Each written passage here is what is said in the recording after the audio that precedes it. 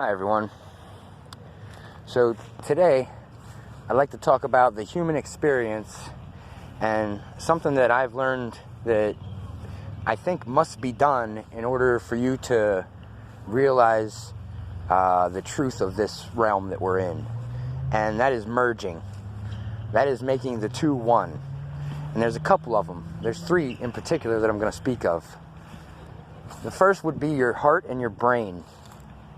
Now, I learned recently, everybody knows that your thoughts and, everything you think, your imagination, all that, it's in your brain. And whenever people say things to you, your brain picks it up, obviously, because you dissect everything people say. But I found out the other day that your heart has around 40,000 cells that are within it. And those cells work independent of the heart. And those cells they have neurons in them, just like the brain does. So it's actually called the little brain. So whenever people are talking to you, you're picking up what they're saying or doing in two different places, your brain and your heart.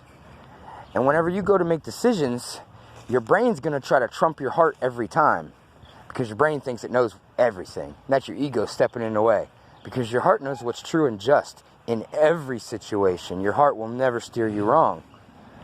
All right. Second one that needs merged would be your left hemisphere of your brain and your right hemisphere. That's your male side and your left side. You must create the rainbow bridge to connect them both. This will give you your malevolent and your benevolent all mixed in one. Your fight or flight with the male and your action, solution, real quick responses. That's your male side. Your female side is educational and calm and resolute, like tries to get to the bottom of things, and artistic. That's your right side. You have to merge the two. That's the second one. The third one that you have to merge, and this one might be the most difficult. The third one is your human body with your spirit. Now, your spirit is outside of you and within you at the same time. Just like all these things, everything needs merged. You make the two into one, and then the one becomes powerful. It's just like if you are a single parent, or you're single, and then you want to go get a house and have a job and whatever. You become more powerful, and you can do more things on this planet whenever you have a second party involved. So if you have a wife or a spouse or whatever, they can help you be more powerful. That's making the two one. There's a story from the Gospel of Thomas, which is an apocrypha text from Bible times, and it has Jesus, the Jesus character, talking to his disciples.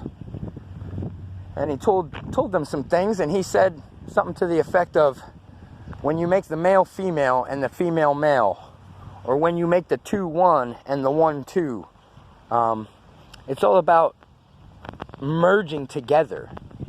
And my point of view of why the transgender movement and all these things are going on, and the pedophile elite, and they're all androgynous, all of them, is due to the fact that they want to be spiritual entities. Because when you leave your human body, you don't have sex organs. You're not looking to have sex. You're not looking for food either.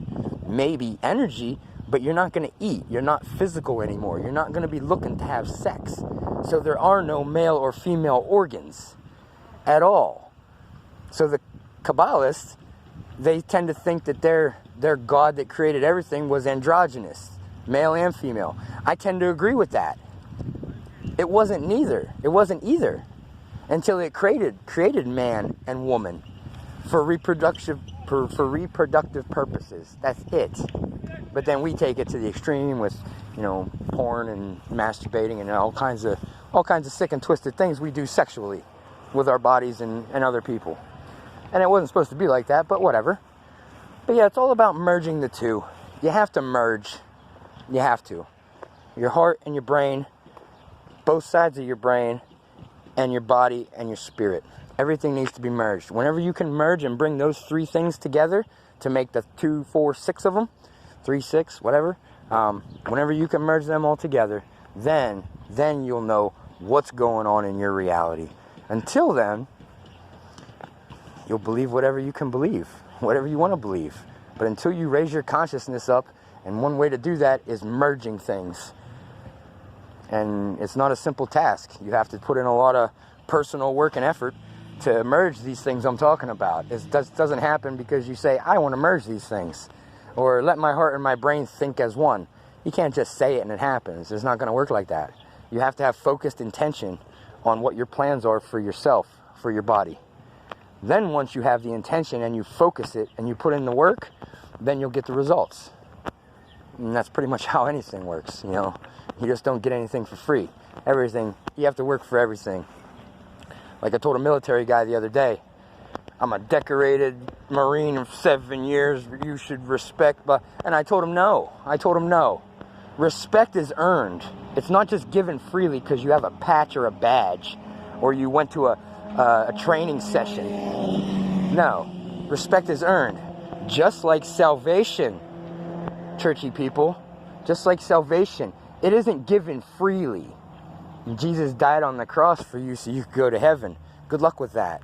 Yeah, something I thought of the other day is Jesus was all about the fisher of men. He's like, come here, I'll make you fishers of men.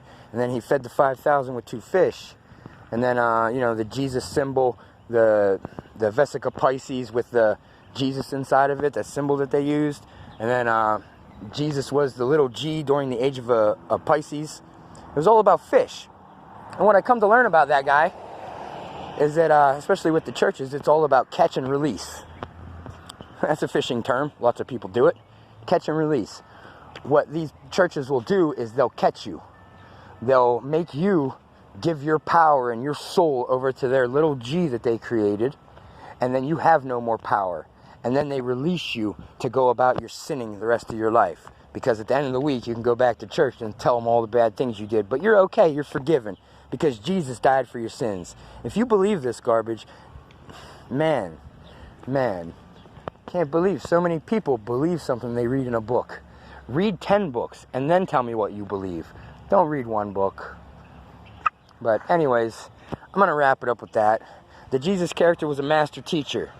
The Christians pedestalized him, that's all, saying that he's the only God-man. When he himself, in that book, told us, aren't you sons, gods and goddesses? All of us? We're all children. Like, what made one guy so special that he was the son of God? Like, he's the boss's son, you know? Yeah.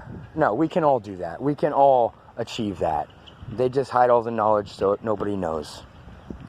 But anyways, I'm going to cut it off here. You have to merge some things. All right. Have a great day.